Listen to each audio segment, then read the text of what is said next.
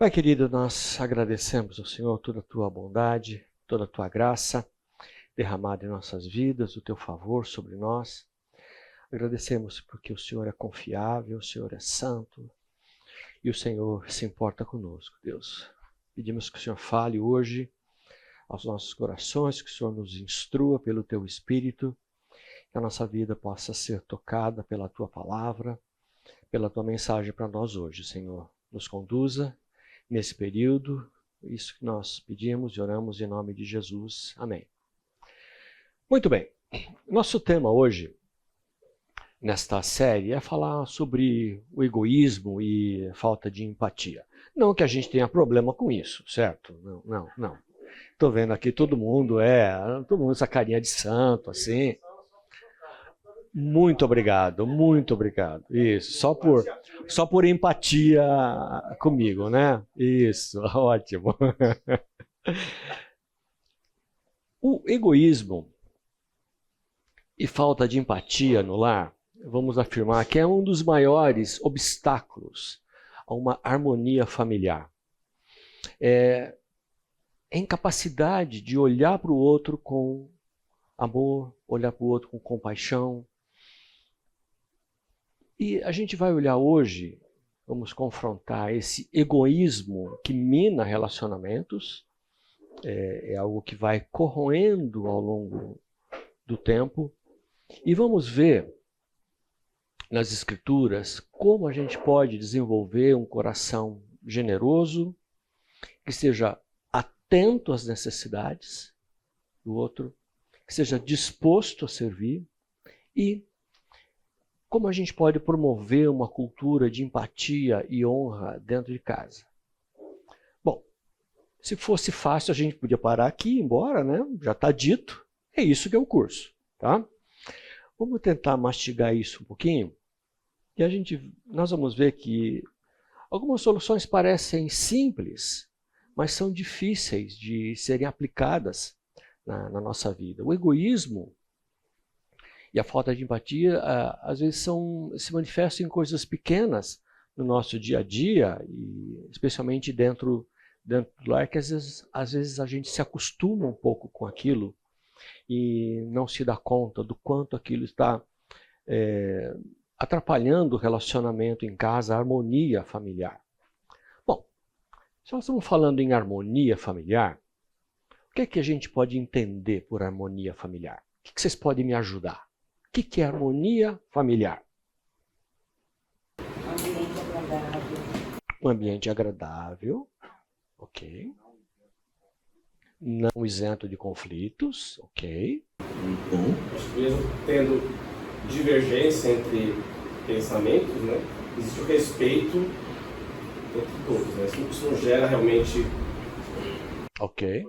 Diferença de pensamentos, mas respeito pelas ideias, ok. O que mais que a gente pode entender por harmonia familiar? Quando todos estão voltados para o mesmo objetivo. Voltados para o mesmo objetivo, tá? Indo juntos numa mesma direção, ok. Muito bom. Mais alguma? Se busca atender a necessidade do outro. Buscar atender a necessidade do outro. Joia, vocês estão ajudando muito. Muito bem. Quando eu fiz essa pergunta para mim, eu pensei, seria uma falta de conflito? Acho que não, né? Seria falta de atritos? A gente pode entender a harmonia como isso? Seria concordar em tudo? Vocês já estão fazendo assim, né? Concordar. Algumas pessoas entendem a harmonia muito simplesmente assim.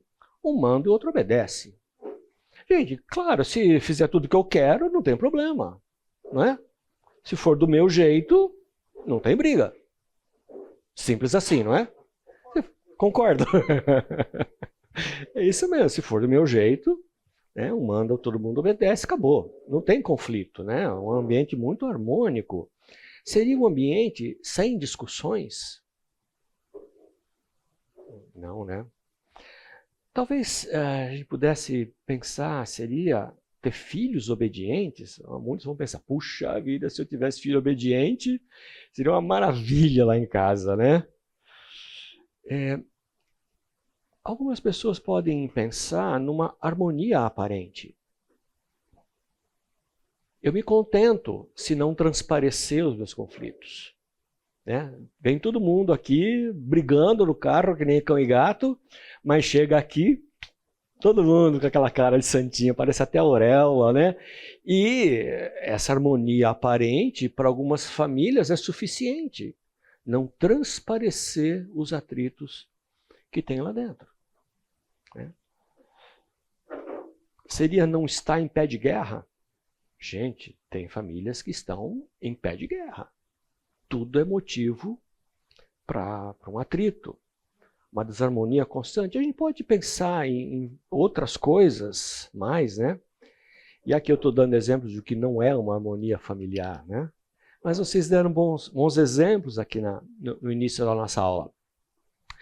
Então, harmonia familiar, não sei se vocês vão concordar, vocês podem complementar.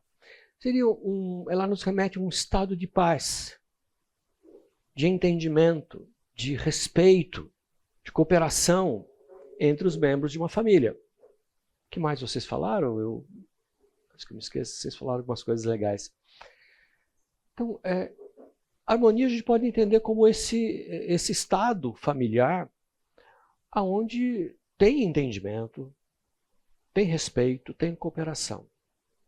Isso implica, num lar cristão, na presença de amor, na presença de respeito mútuo, implica num compromisso em resolver os problemas de forma saudável, porque muitos conflitos familiares são resolvidos, mas não de forma saudável. Aquela coisa, um manda, outro obedece, resolveu o conflito, mas não é de forma saudável. Ou aquele que você dobra, né, dá uma chave de braço no outro e resolve o conflito, impõe. Isso não é saudável. Não é saudável manifestações de ira, não é saudável o choro excessivo, não é saudável qualquer manifestação onde você, de alguma forma, manipula e impõe o seu desejo, a sua vontade. Né? Então, veja, não, como vocês falaram, não implica em ausência de conflitos. Até porque, vamos deixar claro, tá? Diferenças de opinião são naturais. E é bom haver diferenças de opinião. É bom haver no relacionamento ideias, visões diferentes sobre os assuntos, porque há um complemento de ideias, de soluções. Quantas vezes alguém do casal enxerga algo que o outro não está vendo? Traz um conceito bíblico que o outro se esqueceu? É muito legal, muito importante que o casal se complemente com ideias. Vocês devem, na sua experiência, já ter percebido isso. Sua esposa, seu marido, traz para você algo que você, puxa, não tinha pensado nisso. É assim a vida, não é? Ou então você está convicto de uma coisa e vem o outro e te mostra uma visão diferente que você se desconvence do que você havia pensado, né? Passa a ter uma posição, uma visão diferente, porque a diferença de opinião auxilia.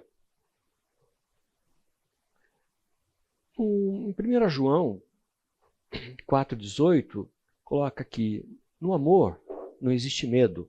Antes, o perfeito amor lança fora o medo. Ora, o medo produz tormento. Logo, aquele que teme não é aperfeiçoado no amor. Eu quero ressaltar aqui que o medo produz tormento. E muitas famílias vivem um tormento dentro de casa.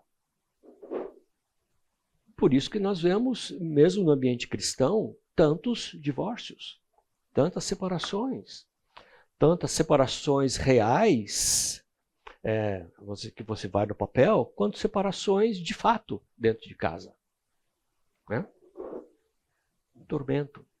Não há uma vida saudável, não há uma harmonia familiar, há uma convivência conflituosa dentro de casa. Provérbios 19:11 diz: a sabedoria do homem lhe dá paciência, sua glória é ignorar ofensas. Aquela ideia de bateu, levou, né? Vamos tirar tudo a limpo. O que o texto de Provérbios nos aconselha? A glória do homem sábio é ignorar ofensas. A gente sabe ignorar ofensas? Porque as ofensas vêm. De um jeito ou de outro, propositalmente ou não propositado. Mas a gente se sente ofendido com algumas coisas ou ofende o outro. Ele diz, a glória do homem sábio é ignorar ofensas. Está aí um bom princípio para a gente começar a pensar e praticar, né? Ignorar ofensas. Não é preciso fazer como é que chama? Cavalo de batalha, né? Sobre qualquer coisa. Tá? Saber ignorar ofensas. Então, harmonia familiar, a gente pode olhar em 3 aspectos. O primeiro que eu quero colocar é relações interpessoais equilibradas. Quando eu digo isso, eu estou dizendo que é aquela relação familiar onde há respeito e empatia. Gente, respeito é muito importante. Respeito é muito importante. E há casais que não se respeitam mais. Vai, ao longo do tempo, desenvolvendo determinados atritos, determinados conflitos, mágoas e ressentimentos que conduzem a um certo desrespeito. Onde você não ouve mais a opinião do outro, no sentido de que achar, ele não é digno de me falar qualquer coisa assim. Tá? A respeito e empatia. Cada pessoa é ouvida e valorizada, né? Se vocês falaram isso, mesmo quando pensa diferente. Então dá para conviver numa mesma casa um bugrino e um pontepretano, embora seja difícil, né? Mas dá para conviver.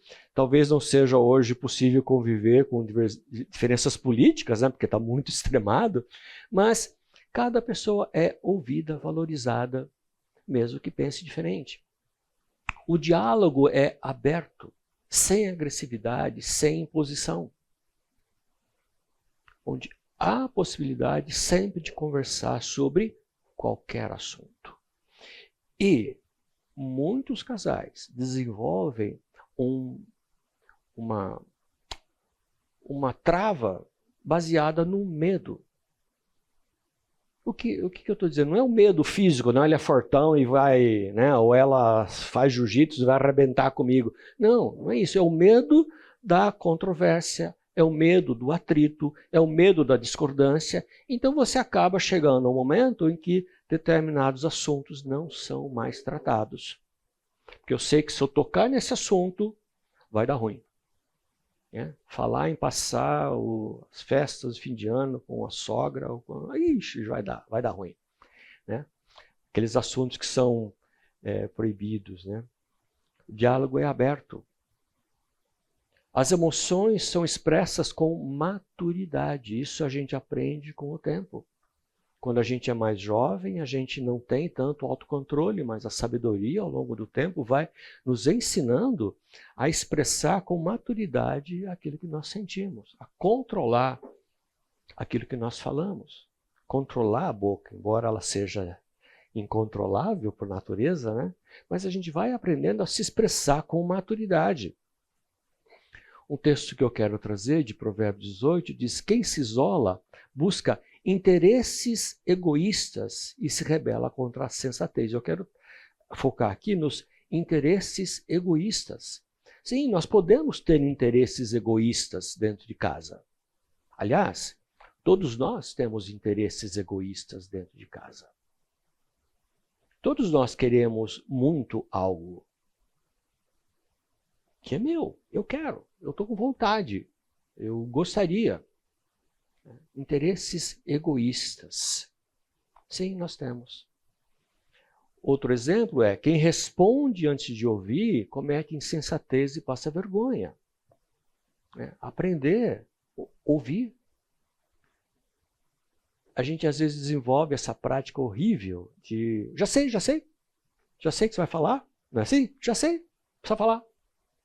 E já responde antes de ouvir. Você não faz ideia de que o outro vai falar. Ou até você pode ter a ideia do que o outro vai falar, mas você não sabe em que base ele vai falar. Ele vai trazer um assunto, vocês tiveram um atrito, tiveram um desentendimento. E aí vem o outro tratar desse assunto. Você já sabe o que é. Mas você não sabe se vem uma cobrança, se vem um pedido de perdão, se vem uma reconciliação. Você não sabe como aquele assunto vai ser tratado. Ouça. Ouça. Não responda antes de ouvir. Isso serve para marido, esposa, para filhos. Ouça os seus filhos. Ouça o que eles têm a dizer. E às vezes a gente não tem muita paciência, né? Voltando a 1 João 4,18, no amor não existe medo, antes o perfeito amor lança fora o medo. Então, nessa relação interpessoal equilibrada, se nós temos a certeza do amor, se nós vemos a prática do amor corrente dentro de casa, isso lança fora o medo. Nós não podemos ter medo dentro de casa de falar, expor ideias, expor opiniões, expor desejos dentro do casamento. O amor, o perfeito amor, lança fora o medo. E inconscientemente nós podemos desenvolver medos e receios na nossa comunicação. Livrem-se de toda amargura, indignação, ira, gritaria, calúnia, bem como toda a maldade. Livrem-se da amargura. Livrem-se da ira, da indignação, muito menos gritaria, calúnia. Livrem-se da maldade. É um conselho que nós temos. E às vezes a gente acaba entrando em amarguras, que se não, assuntos não tratados perduram por muito tempo. E às vezes lá na frente vem uma lembrança de assuntos que você acha que já tinha passado. Mas mostra ali uma raiz de amargura que ficou lá atrás. Então, relações interpessoais equilibradas. Segundo, ambiente de paz e cooperação dentro de casa. Então, as responsabilidades são compartilhadas com justiça. Deveres domésticos, decisões, cuidados, com justiça. É importante a gente, pode estar tudo bem, assim, a casa fluindo, mas está sendo dividido com justiça? Você está percebendo se o outro está sobrecarregado ou não? Se você está sobrecarregado? Existe solidariedade, onde tem ajuda nas dificuldades, mesmo que a responsabilidade seja do outro. Mas a solidariedade leva você a, no momento de que você percebe uma dificuldade, uma sobrecarga, um fardo, você ajudar. Mesmo que aquilo não seja o seu papel, historicamente. Solidariedade, ajude o outro nas dificuldades. Esteja atento para perceber aonde o outro está precisando de você. O lar é visto, sim. Você acredita que a prática da solidariedade unidirecional pode levar à motivação da solidariedade de quem não faz? Tá, se eu entendi, se a solidariedade unidirecional provoca uma solidariedade no sentido contrário, né, motiva o outro. É difícil dizer, a gente espera que sim, isso que deve acontecer, você ver o exemplo, ver a dedicação do outro e se motivar a agir da mesma forma. Isso é o ensino bíblico, né? Nós vamos ver claramente o que as escrituras nos ensinam e nos motivam. Pode ser que o outro, numa vida carnal, não se estimule com isso, né? Não é certo que isso vai acontecer, mas espera-se que isso aconteça. O próximo passo seria o quê? Administração, pedir ajuda? Oração. Né? O próximo passo é ore pelo outro, porque quem motiva, quem mexe com o coração é o Espírito de Deus. Se for necessário, busque ajuda sim. Muita gente sofre, eu não poderia dizer desnecessariamente, porque não sabe ou não consegue pedir ajuda. Não há problemas em pedir ajuda, desde que você peça ajuda com quem possa te ajudar, alguém mais experiente, alguém mais conhecedor da palavra de Deus, alguém que possa de fato te ajudar, te aconselhar. Tá? Às vezes a gente tem medo de pedir ajuda. E muita gente sofre desnecessariamente por não ter a capacidade ou não enxergar que eu preciso de ajuda. Que eu estou indo para um caminho que eu não estou resolvendo. Né? Então, sim, acho que é bom pedir ajuda, sim. Na harmonia familiar, o lar tem que ser visto como um refúgio seguro e não como um campo de batalhas. Muita gente não volta para casa. Não é porque ele seja um workaholic, tem os workaholics, né? Mas tem gente que não quer voltar para casa. Fica mais no trabalho, sai do trabalho e vai fazer compras, preciso passar em tal lugar para ver não sei o quê, né? Vou para o happy hour, invento um happy hour. Por quê? Porque a convivência em casa está ácida. Ele não quer voltar para lá. Tanto os homens quanto como mulheres. Né? O lar tem que ser um refúgio seguro, que você se sinta bem em casa, você sinta prazer de estar em casa, você se sinta seguro dentro de casa, amparado dentro de casa. Isso é um ambiente familiar de cooperação. Efésios 4,15 nos diz: seguindo a verdade em amor, cresçamos em tudo naquele que é a cabeça, Cristo, de quem todo o corpo, bem ajustado e consolidado pelo auxílio de toda a junta, segundo a justa cooperação de cada parte, efetua o seu próprio aumento para a edificação de si mesmo em amor. Isso se aplica à família. Isso se aplica à família.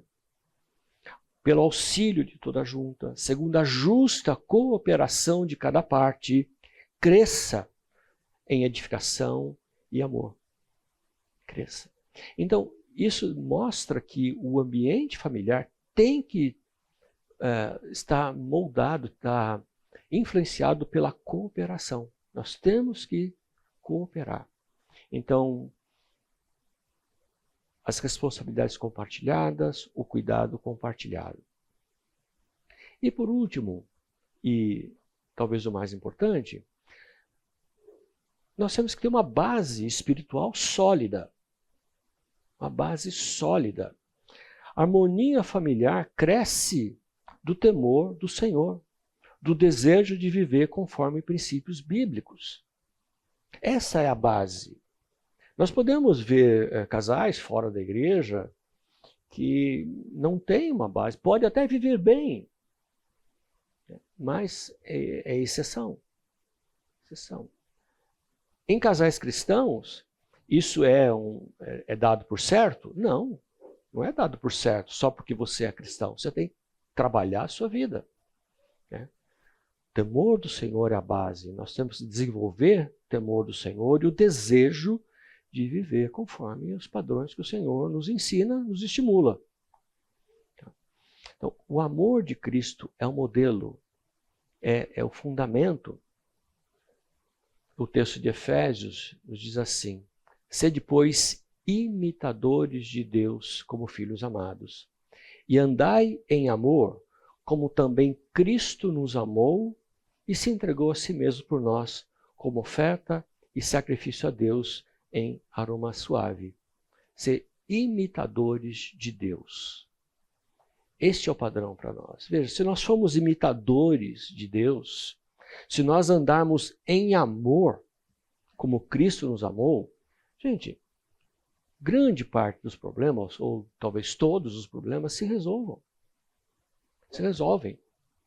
Tá? Andar em amor, mas, atenção, não é o meu amor. Não é a minha capacidade de se, puxa, eu sou um cara muito legal. Como eu sou bom. Olha como eu sou amoroso com a minha esposa, com o meu marido, com os meus filhos. Não. É algo que tem que ir além da minha capacidade natural. É amar como Cristo amou. Isso exige dedicação, exige conhecimento, exige esforço, exige trabalho. Mas eu tenho que estar ciente de que eu preciso caminhar nessa direção de amar como Cristo amou. E a pergunta é simples, né? Cristo faria isso? Faria desta forma? Ele reagiria assim? Ele diria isso? Ele usaria essas palavras ou este tom de voz? Né? Muitas vezes não é a palavra, é o tom de voz mais importante. Né? Olha, todos os caminhos do homem lhe parecem justos, mas o Senhor pesa o coração. Não se engane. Às vezes a gente tem dificuldade e acha, puxa vida, eu sou um cara muito bom, eu não tenho problema nenhum, eu não faço nada de errado. O Senhor é que pesa o coração. E a gente vai ver a importância de ter o Espírito Santo mostrando aquilo que nós precisamos mudar, trabalhar nas nossas vidas.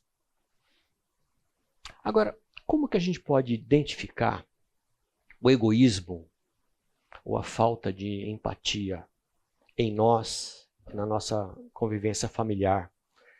Como que a gente pode fazer para identificar isso? Achar que só a gente tem razão. Perceber isso, né? Perceber, achar que só eu tenho razão, perceber que eu estou fazendo algo errado, né? Só uma adendo, que a gente tem que lembrar, quando a gente casa, que a gente está misturando duas culturas diferentes, duas criações diferentes. Então, tem que ajustar. Isso. Ele está dizendo que quando a gente casa, a gente está misturando culturas diferentes, né? Tem que ajustar, sim, tem que trabalhar esse ajuste. Eu acho que desmerecer o sentimento do outro. Desmerecer o sentimento do outro. Chora, filme de ficção científica tá chorando. Mas não é assim. Chora por...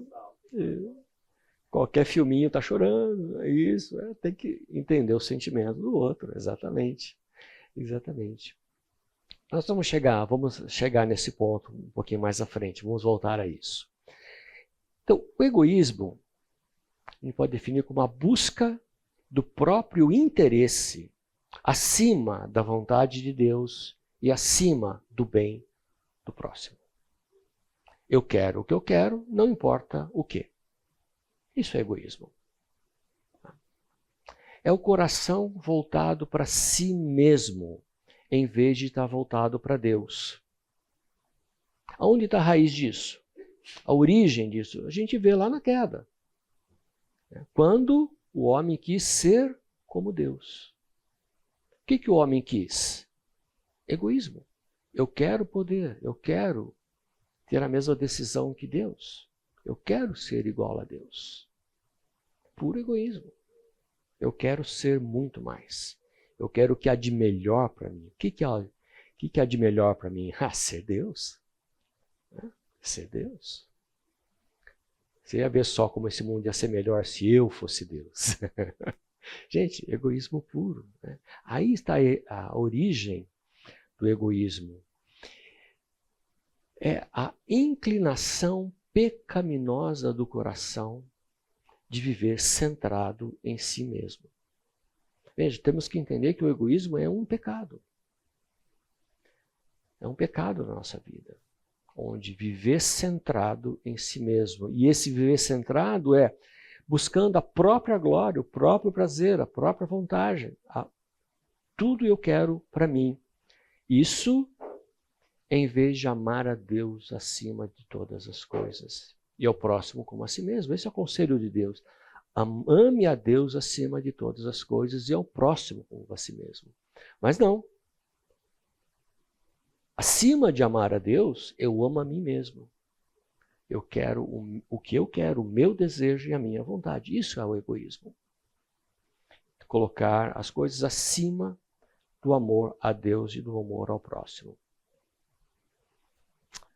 Um texto de Filipenses coloca assim: nada façam por ambição egoísta ou por vaidade, mas humildemente considerem os outros superiores a si mesmos. Cada um cuide não somente dos seus interesses, mas também dos interesses dos outros. Acho esse texto fantástico num relacionamento familiar. Ele começa dizendo, nada faça por ambição egoísta ou por vaidade. Está aqui, sendo muito claro. Não faça as coisas por egoísmo. Não faça as coisas por vaidade. O que significa? Eu me coloco acima de qualquer outra coisa. Eu coloco o meu desejo acima de tudo mais. Mas, humildemente, considerem os outros superiores a si mesmos. Muito bem. A pergunta que não deve ser difícil. Existe superioridade dentro do casamento entre homem e mulher? Nem pensem, respondam. Existe superioridade? Não, não. Vamos deixar muito claro isso, tá? Não. Ela mandou dizer que não, isso mesmo. Veja, homem e mulher os criou. Deus criou homem e mulher. Existem diferenças de funções. De funções apenas. Homem e mulher os criou. O sangue de Cristo, ele não verteu mais sangue pelo homem ou mais sangue pela mulher. O sangue, todos, homem e mulher, precisam do sangue de Cristo para serem salvos. Ambos estavam mortos em delitos e pecados. Ambos foram salvos pelo sacrifício de Cristo na cruz. Ele não precisou mais do que um, mais do que o outro. Veja, então, não há superioridade. Tendo isso como base, ele diz, humildemente, considere os outros superiores. Não é, mas considere como se fosse. Veja, essa é uma deferência muito importante que tem que haver dentro de casa. Considere o outro mais importante, superior. Dê a ele a importância maior do que merece. Que nós não somos merecedores de nada, né? Somente o perdão de Cristo. Mas cada um cuide não somente dos seus interesses, mas também dos interesses dos outros. O egoísmo nos leva ao quê? A cuidar do meu interesse, do que eu quero. E aqui, vamos dizer assim, os casais mais jovens têm essa dificuldade de adaptação. Porque hoje, a nossa sociedade hoje está nos induzindo a uma vida de egoísmo. Cada um tem a sua tela, o seu celular, cada um pode viver no seu mundo, e às vezes você está num restaurante, você vê uma mesa, todo mundo sentado, todo mundo com o celular na frente. Ninguém consegue viver, sentar, focado em si mesmo, voltado para dentro de si. Descuide não somente dos seus interesses. Então, a gente leva para o casamento interesses egoístas. Nós somos hoje treinados a sermos egoístas no trabalho, ninguém passa na minha frente. Nós somos assim, a sociedade hoje nos impõe atitudes egoístas. E sem perceber, nós estamos nos moldando a isso. Só que dentro de casa nós temos que trabalhar num caminho diferente. A não buscar os próprios interesses. Então significa, se coloque no sapato do outro. Eu diria, o marido, se coloque no sapato da sua esposa. Esposa, se coloque na ferradura do seu marido. Desculpe. Né? Se coloque, né, no lugar do outro. Veja o que o outro gostaria, o que seria interessante para o outro, o que ele espera, qual a expectativa que o outro tem. Às vezes nem é o desejo manifesto, mas a expectativa do outro. Não cuide só dos seus interesses, mas esteja atento dentro de casa para os interesses do outro. Esse é um texto que eu acho fundamental para o desenvolvimento de uma harmonia familiar. do amor, do respeito, você olhar para o outro, o que o outro gostaria de ter. Então, como a gente identifica o egoísmo? Nós podemos identificar egoísmo em atitudes, onde a gente pode, eu citei algumas coisas aqui, né? A busca constante por reconhecimento, por poder, por controle, dificuldade de servir sem receber algo em troca. Eu faço esperando que eu vou receber algo em troca. Isso é egoísmo. Falta de alegria quando o outro é abençoado. Gente, hoje isso está se tornando realidade para maridos e mulheres. Não é só o marido que se sentia diminuído ou ofendido quando a esposa era valorizada. Hoje, esposas se sentem diminuídas quando o marido é valorizado. Não conseguem sentir alegria quando o outro é abençoado. Nós temos que ter essa atitude. Resistência em pedir perdão ou de admitir erros. Egoísmo puro. Egoísmo puro. Eu não reconheço que eu agi errado. Por quê? Porque eu sou muito melhor do que isso. Eu sou bom. Jamais imagina que eu fiz isso. Né? Você está imaginando coisas. E o texto de Provérbios 3:7 nos diz assim: não seja sábios aos seus próprios olhos. Teme ao Senhor e aparta-te do mal. Não seja sábio aos seus próprios olhos. Não se ache o suprassumo. Saiba quem você é. Saiba que você é um pecador. Teme ao Senhor e se aparta do mal. Ou o texto de 1 Pedro 5 diz: humilhai-vos, portanto, sob a poderosa mão de Deus, para que Ele, em tempo oportuno, vos exalte. Um texto muito importante para a nossa vida. Ele diz: qual é a nossa posição? Na sociedade hoje, eu tenho que lutar.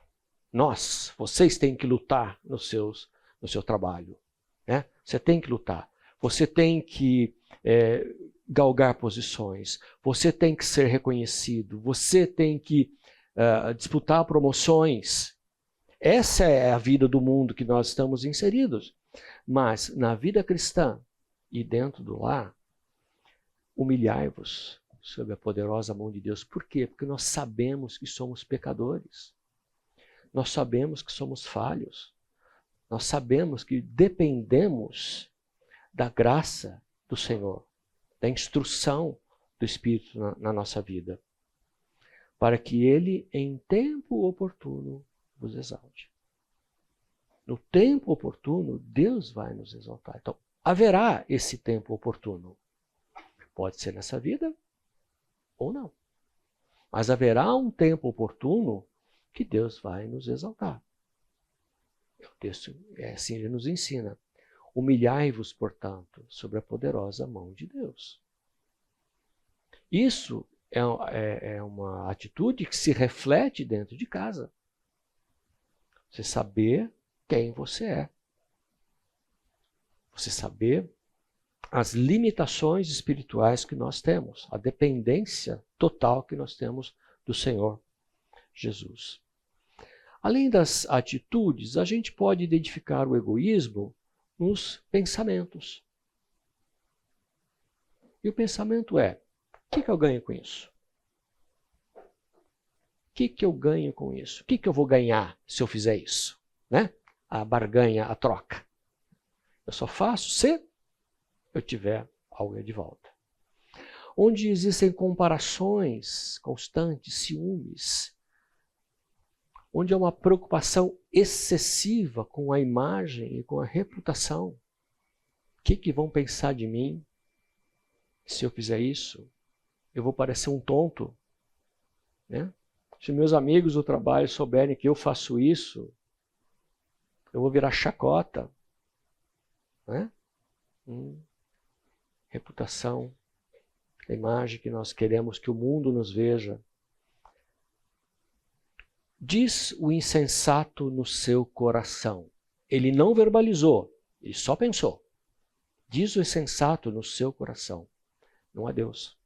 Corrompem-se e praticam abominação. Já não há quem faça o bem.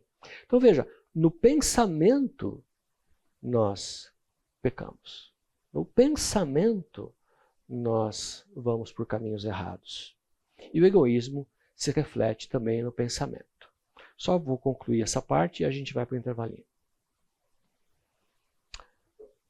Tiago 4 diz, antes ele dá maior graça pelo que diz, Deus resiste aos soberbos, mas dá graça aos humildes. Deus resiste aos soberbos.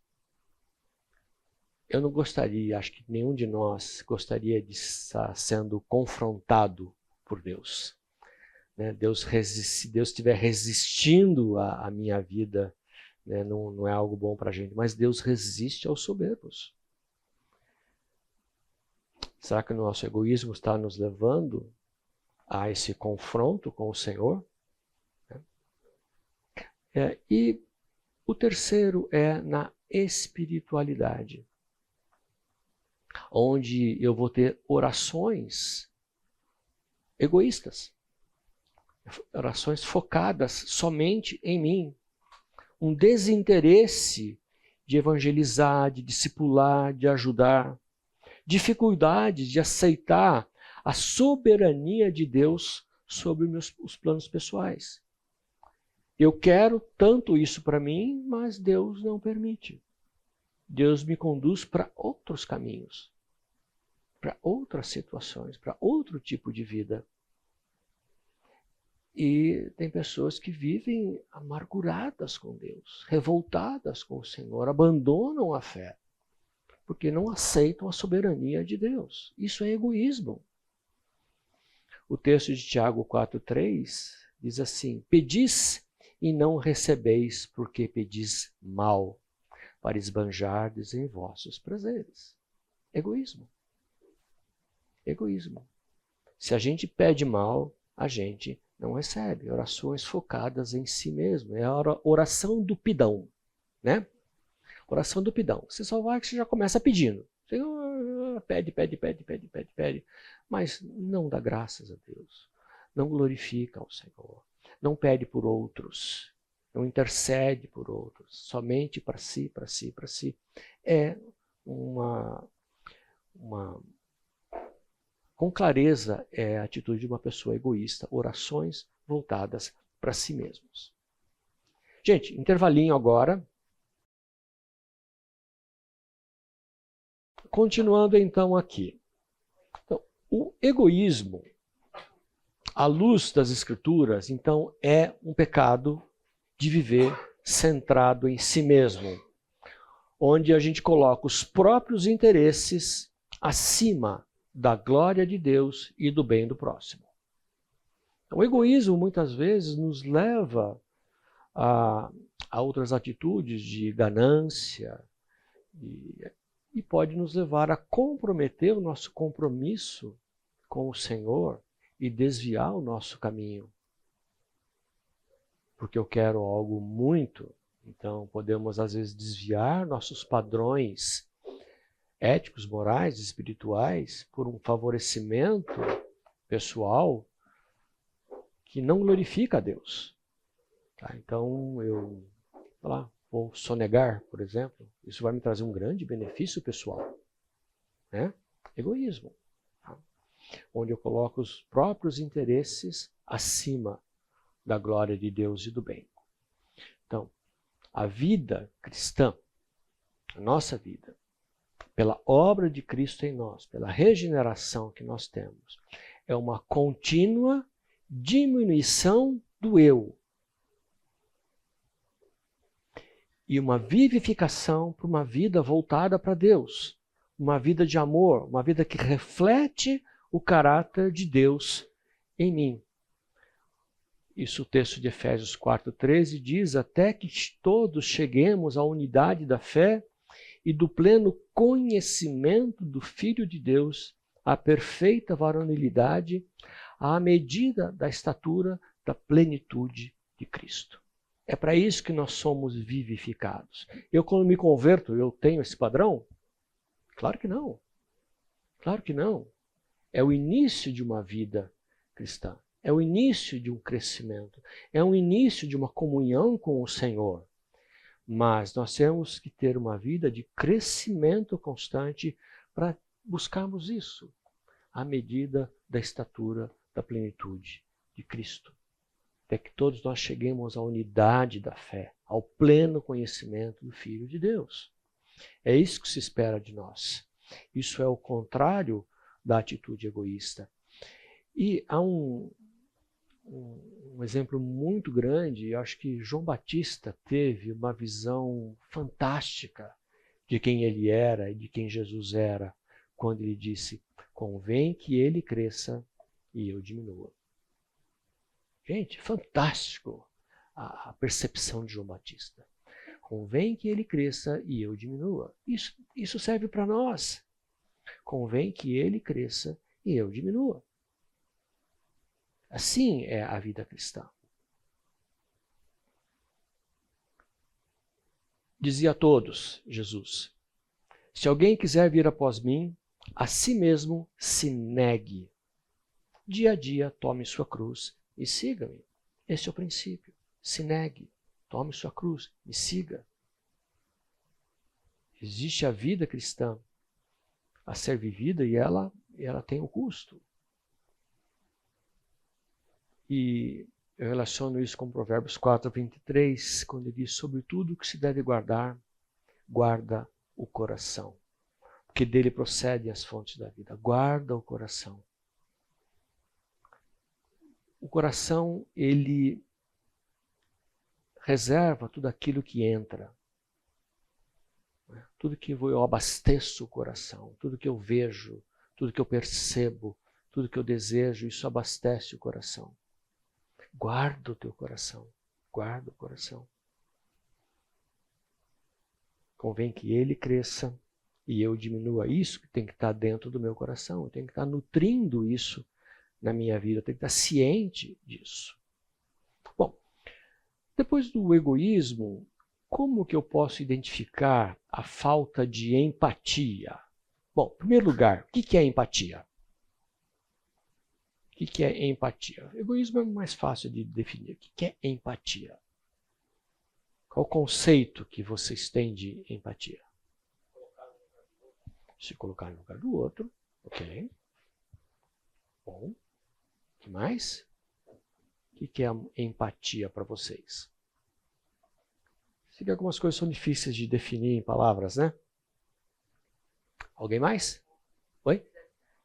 Se solidarizar com o outro, sim, se encaixa perfeitamente. Então vamos lá. Empatia é uma capacidade, eu vou incluir aqui, né, movida pelo amor de Cristo, de perceber, veja, importante, perceber, compreender, se compadecer do sofrimento ou das alegrias do outro. Levando isso a uma resposta prática de cuidado, consolação, serviço, o que for necessário. Mas perceber a necessidade do outro não é qualquer um que percebe. Você já passou por uma dificuldade e parece que a sua dificuldade é desconhecida do mundo? Ninguém percebe que você está passando por uma dificuldade? Empatia é você conseguir perceber a dificuldade de alguém.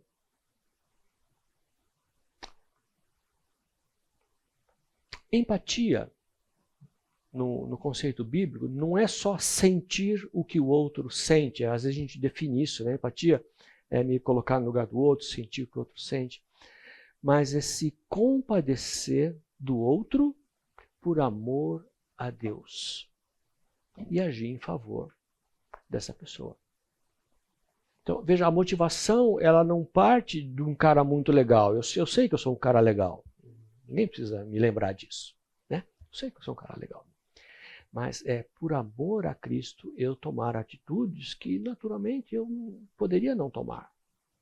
Ou estar atento algo que normalmente eu não estaria atento. Então, é o reflexo do amor ao próximo, como a gente falou. Né? Amar. Qual o primeiro mandamento? Amar a Deus. O segundo? Amar ao próximo. Sim, é um mandamento. Empatia é o reflexo desse mandamento de amar ao próximo. E é um reflexo da misericórdia de Cristo. Esse texto da misericórdia de Cristo, vocês vão se lembrar do samaritano. E ele pergunta, quem era o próximo? E conta toda a história, né? Quem era o próximo? Aquele que usou de misericórdia. E Jesus responde, vai e faz você, procede da mesma forma, use de misericórdia. Alegrem-se com os que se alegram, chorem com os que choram. Esse é um texto básico que a gente relaciona com empatia. A gente conseguir participar dos momentos dos outros. Né? Se alegrar com quem está se alegrando. Não fique com ciúmes.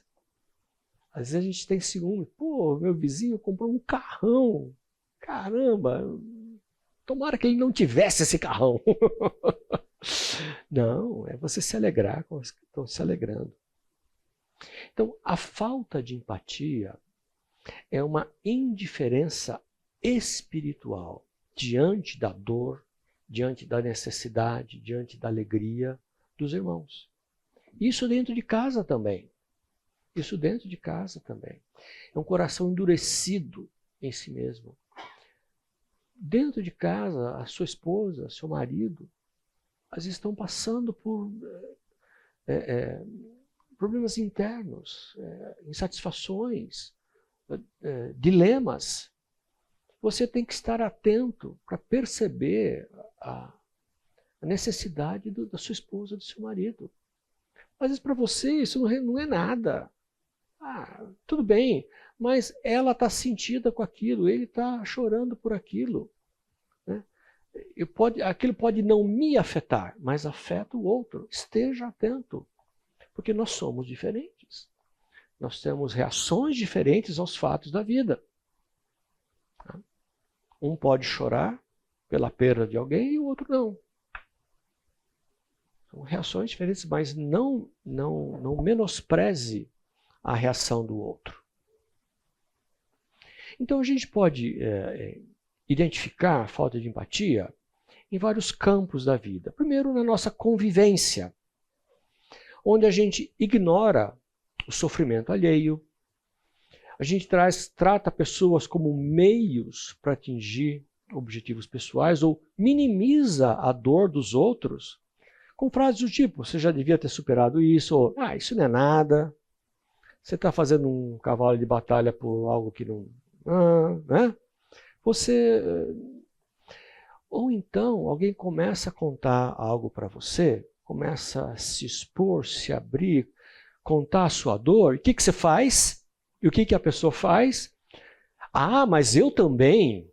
E começa a contar como o seu caso foi pior que o dele. Isso é um menosprezo para a dor da pessoa. É um menosprezo. Eu estava conversando com a Wélida hoje de manhã, né? Perguntei, como é que está o seu pai? E ela começou a contar. Imagine se em vez de ouvir, eu começar, mas lá em casa também. Empatia é você poder ouvir, você dividir, ouvir o que o outro tem a dizer. E não menosprezar a experiência. Tá? Na comunidade cristã, onde a gente trata com pouca compaixão os fracos na fé. Acolhei o que é débil na fé, porém não para discutir opiniões. A gente poder acolher. Indiferença diante das injustiças, diante das necessidades. O texto de Tiago é, se o teu irmão tiver necessitado, não fala para ele, vai, come à vontade, come bastante hoje, se agasalhe, e não der nada para ele. O que o texto de Tiago diz? A sua fé está morta. Indiferença com as necessidades. A ausência de hospitalidade, disposição de servir. Não, lá em casa, de jeito nenhum. Vai sujar meu tapete. Não, jamais.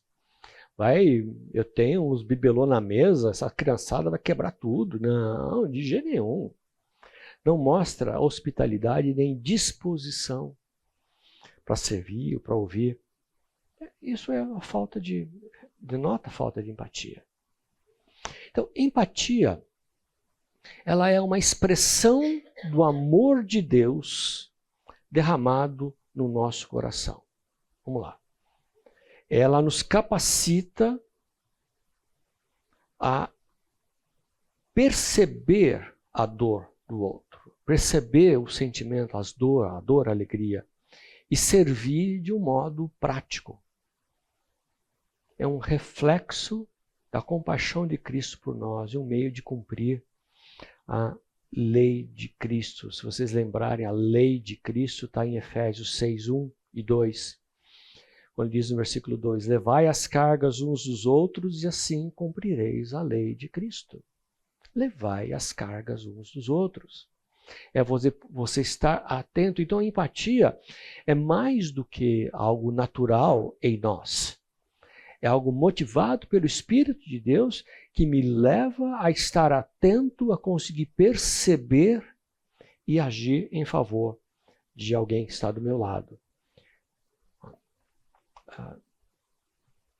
Quando eu falo isso, a gente certamente a gente relaciona isso com a comunidade cristã. Mas eu quero trazer isso para dentro de casa. Será que nós estamos tratando o nosso cônjuge com empatia? Será que nós estamos atentos ou percebendo a dificuldade que o outro pode estar passando naquele momento? Será que eu estou atento às atitudes de amor que eu devo adotar e demonstrar para auxiliar quem está do meu lado? Então, o fundamento para demonstrar amor, compaixão, veja, eu quero ressaltar, não é apenas ético ou humanitário, mas é teológico e cristocêntrico. Quer dizer, não parte da minha habilidade natural. Tem pessoas que têm uma habilidade natural de tratar os outros com compaixão. Esses 15 dias atrás, nós fomos no velório do meu sogro, né? E estávamos lá e ao lado tinha uma família mais simples, uma senhora, e tinham duas criancinhas assim, talvez de uns 10 anos, uma menina e um menino. E estavam lá chorando. E porque tinham perdido a avó.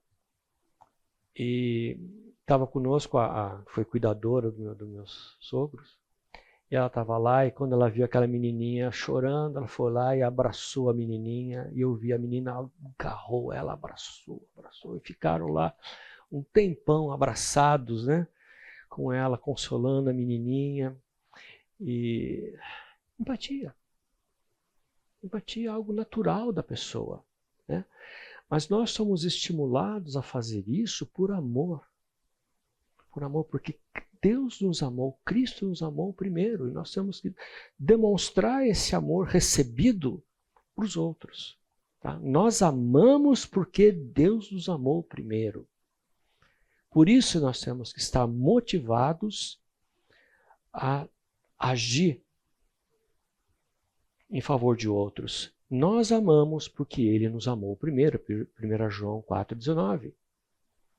Por isso que nós amamos. Não é algo, não precisa ser algo natural, nato da minha pessoa. Algumas pessoas têm isso naturalmente, algumas pessoas são mais amorosas, carinhosas, mas faz parte do meu exercício de fé também demonstrar e buscar atitudes de apoio, especialmente quem está do meu lado, em casa.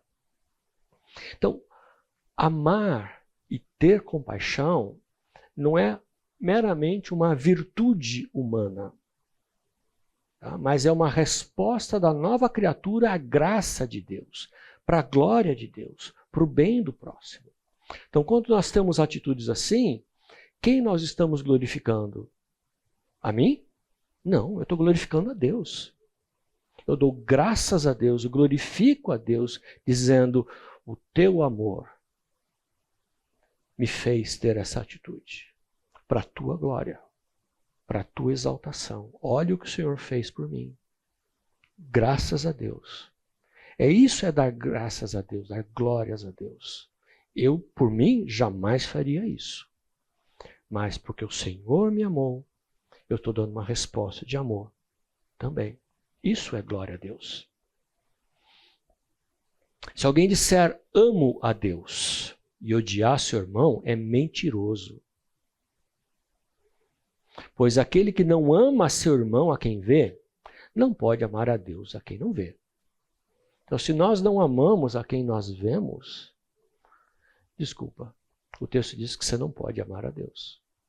Se dentro de casa você não tem atitudes de amor com tua esposa ou teu marido, você não ama a Deus. É simples assim. Então nós temos que estar conscientes dessa nossa posição. Aquele que ama a Deus, ame também a seu irmão.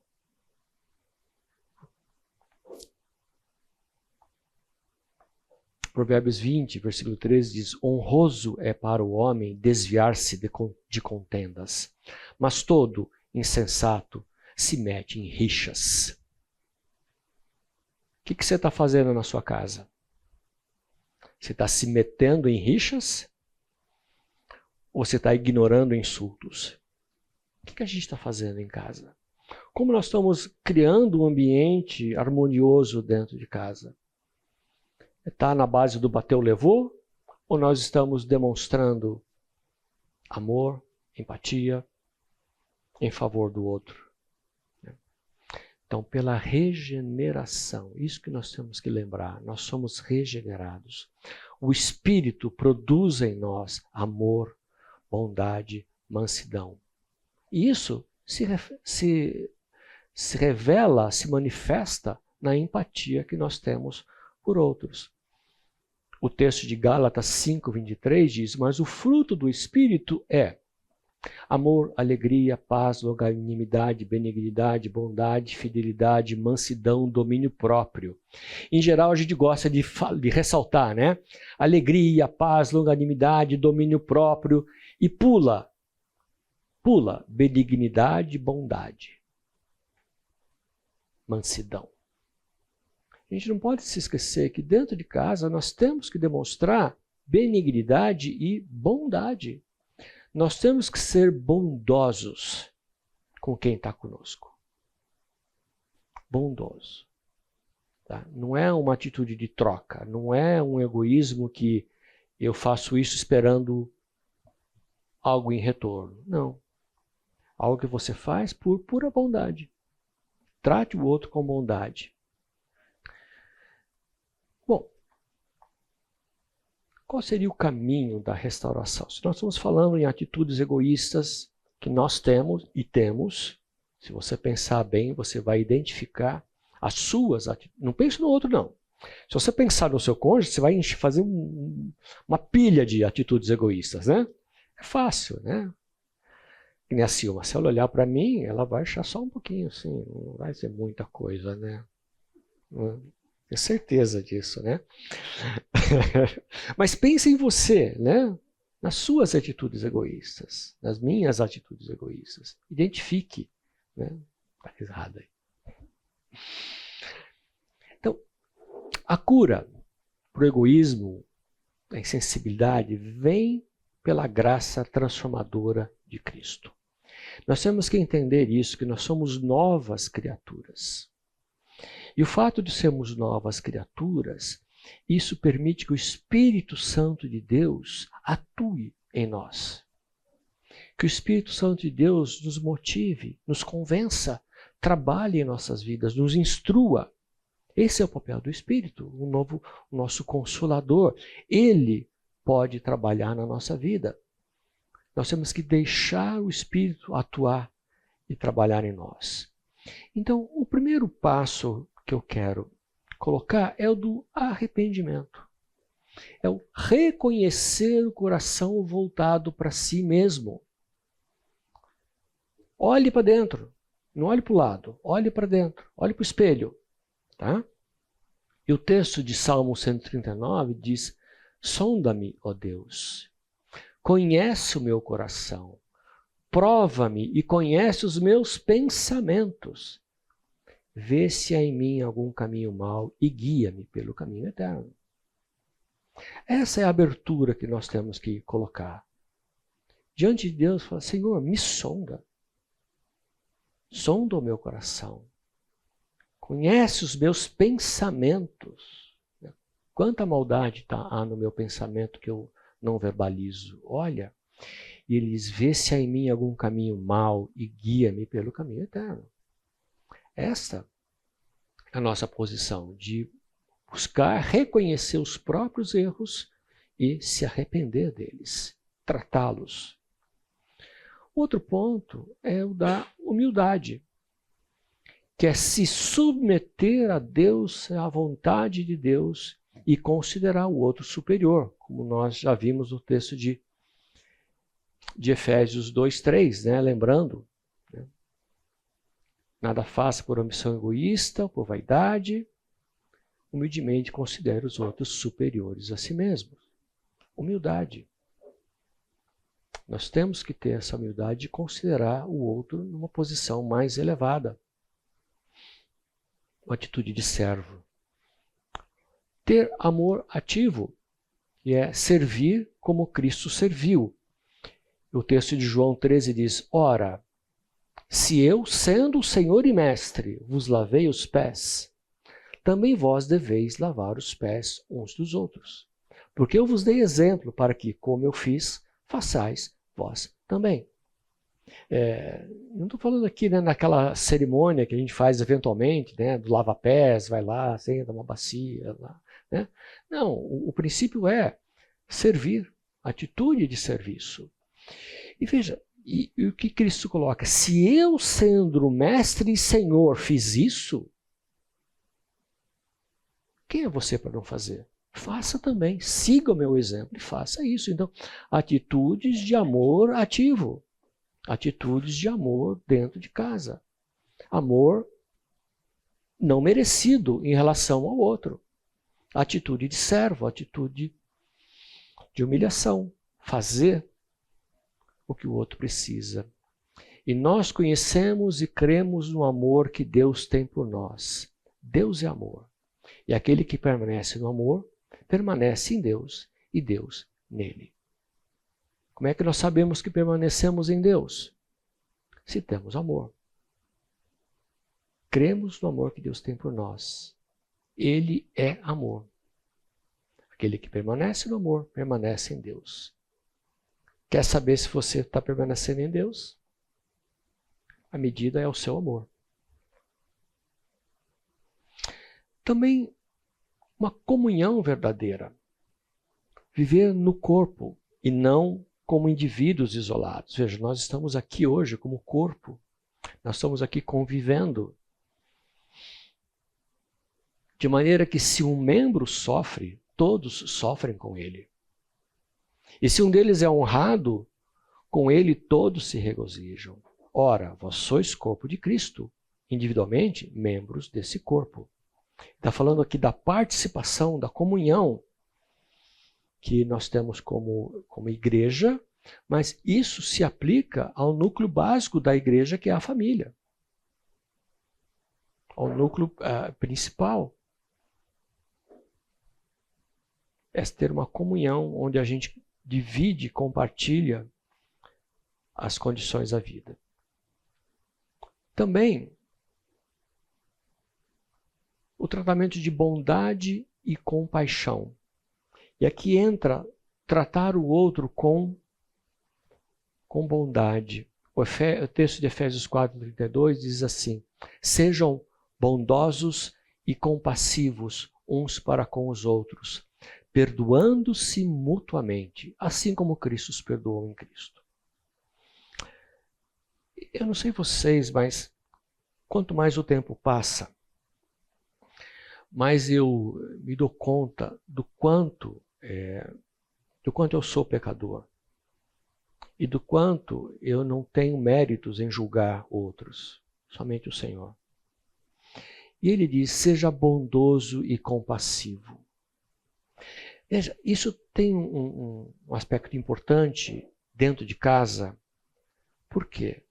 Às vezes o seu cônjuge, sua esposa, seu marido faz alguma coisa que não te agrada, que te ofende, que machuca. Mas tenha em mente o seguinte, ele pode não ter conseguido. Ele pode ter tentado, mas não conseguiu. Falhou, pecou. Por quê? Nós somos pecadores e humanos e falhos. Então ele diz, seja bondoso com seu cônjuge, seja compassivo com ele. Porque se ele errou, você também erra, tanto ou mais. Trate com bondade e com compaixão. Não seja duro no seu julgamento. Não seja tão exigente mais do que você é consigo mesmo. Trate com amor, com compaixão. Assim como Deus os perdoou em Cristo, perdoe também. Perdoe também. Veja, os princípios de amor que nós temos aqui, além de tudo, lembre de tratar quem está do teu lado com compaixão e bondade. Deixar-se encher pelo Espírito. E a gente já leu, mas vamos ler de novo. Mas o fruto do Espírito é amor, alegria, paz, longanimidade, bondade, benignidade, fidelidade, mansidão, domínio próprio. Isso é fruto do Espírito em nós.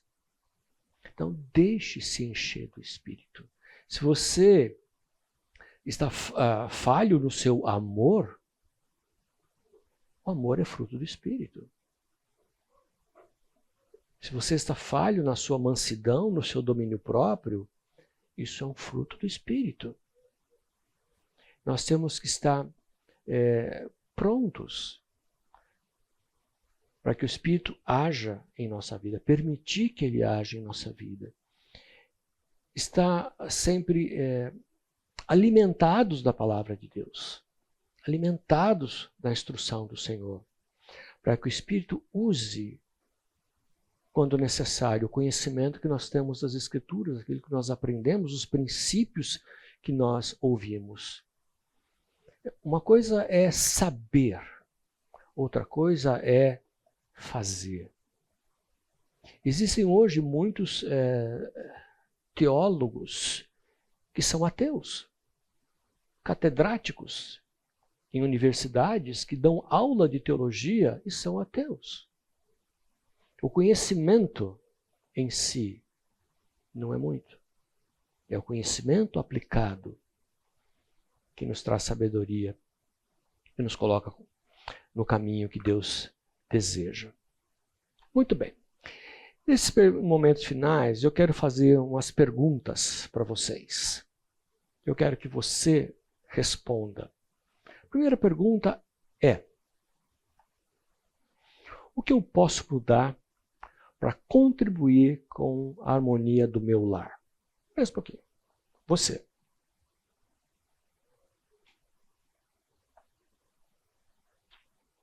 O que eu posso mudar para contribuir com a harmonia do meu lar?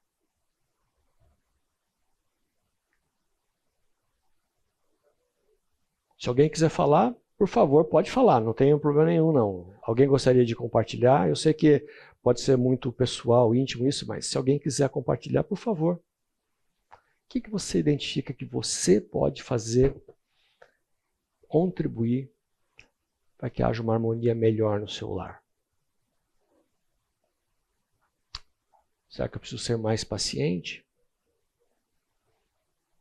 Será que eu preciso ser mais colaborativo? Será que eu preciso ser mais amoroso? Será que eu preciso ter atitudes que demonstrem o meu amor? Não, mas eu amo, você não sabe o quanto eu amo ela. Né? Quanto eu amo ela. Não, e como você demonstra esse amor? Ah, eu sou meio ruim de expor meus sentimentos. Não. O outro precisa saber. O outro precisa saber o que você pensa, sente. Outra pergunta. Como posso promover uma cultura de empatia, amor e honra dentro de casa? o que a gente pode fazer para promover uma melhora dentro de casa? Que atitudes você pode tomar ou mudar?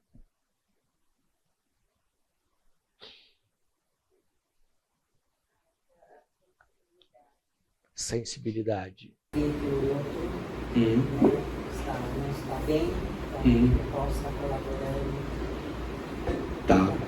para isso. Perceber que o outro não está bem, isso é importante. O perceber, ter olhos para o outro dentro de casa, né? Saber escutar. Sim, para algumas pessoas é muito difícil escutar. Deixar de lado a impaciência, a falta de tempo.